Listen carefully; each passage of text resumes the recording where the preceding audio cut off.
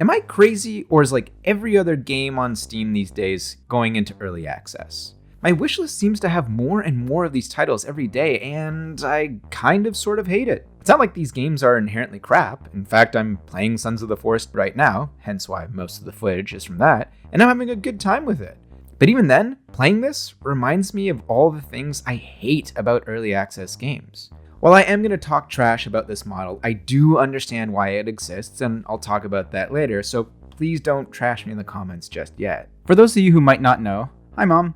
Early access is basically just an extended demo that you have to pay for. The core of the game is there, but it's been slimmed down in terms of length and features. This early purchase does give you access to the full version if and when that ever comes out, which is usually between 6 months and like 20 years. In terms of the negatives, the biggest one for developers is that it is super easy for a game to get a bad reputation early on that basically nukes the project before it ever finishes. Negative initial impressions can be a death sentence, and since there's no real defined standard on what an early access needs to have, people's expectations on what they hope to get can vary wildly. There are many things like bugs, short or limited gameplay, lack of features, a lack of polish, things that people hope will be in the game that aren't there that stall out interest right out of the gate with some sour reviews. Even if these issues are fixed later on, it's often just too late. One argument for early access is that you effectively get 2 launches, 2 big chances to make an impression, one at early access and one at full release. And while this may be true, it only really applies to titles that have a very strong initial first impression. But for everyone else, those that don't nail it right away, you don't really get that second chance. In this day and age, when we are flooded with new games all the time and our attention span is so short that people can't even sit through a 5-minute YouTube video without doing something else, trying to rebuild hype around the full release of a title that had a tepid early access is sort of a lost cause. Of course, the biggest downside, in my opinion, and the main reason that I don't like early access titles is simply because I don't have the time. I work, I'm busy, clearly, with how infrequently I post. But more importantly, I already have tons of games in my backlog waiting to be played. I can't invest time in something that isn't even done as much as I want to, with the hope that later on, I'll be just as excited to pick it up again and start all over. Take Baldur's Gate 3 as an example. I was so excited for that game that I picked it up in early access to give it a shot back in October 2020, and it still isn't out yet. And while yeah, it was an enjoyable preview, I found it so annoying to have to restart from scratch every time there was a major update, and it got to the point where I just sort of had to abandon the game to keep my excitement going for launch. Like I said, I'm having fun with Sons of the Forest, but will I pick it up again when it comes out in full?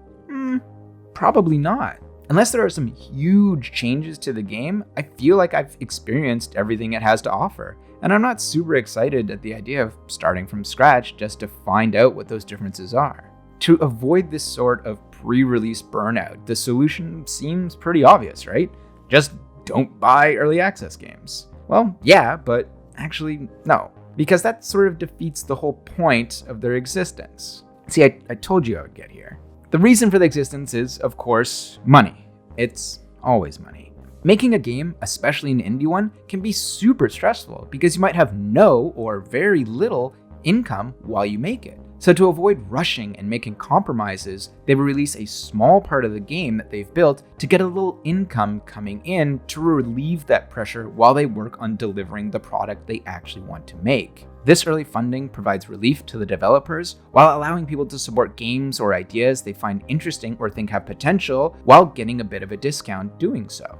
Outside of the money, developers also get the chance to test some aspects of their game with a way bigger pool of people. Players are also able to provide feedback in these early stages, which can improve the overall experience or tell devs what people find the most interesting, or more likely, most annoying, so they can fix it for the full launch. Even if I find them annoying, without early access, a lot of games likely wouldn't get made, or they get rushed out in a really poor state.